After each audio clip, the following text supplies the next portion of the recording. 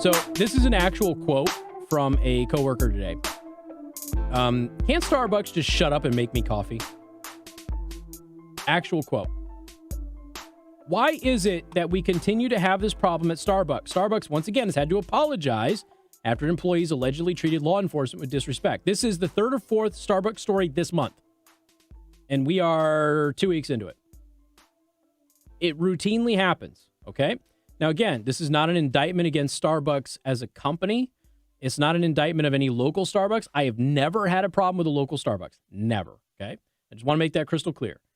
But this seems to happen with this company with regularity all throughout the year, all over the country. And they apologize for it, and they take corrective measures, but then you have the managers who come out and say, I'm being unfairly blamed for something that a coworker did that I didn't have anything to do with. And the coworker was fired, but then I get fired. And I didn't do it, so why am I being fired? So it just continues to be a problem with them.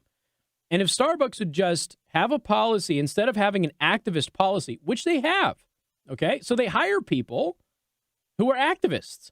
It's going to be a natural gravitation. If their position was, we make coffee for people so they don't stab other people in the eyeballs. If that was their policy, and we shut up about everything else, I don't think that this would be a problem.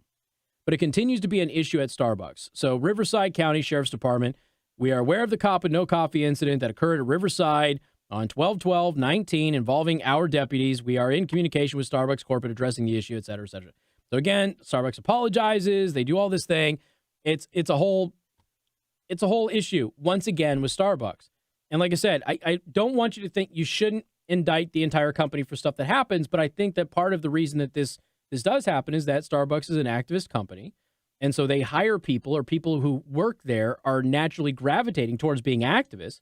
And the culture just kind of permisses all of this behavior. And then what happens is it bleeds over and it does something that Starbucks doesn't want it to do.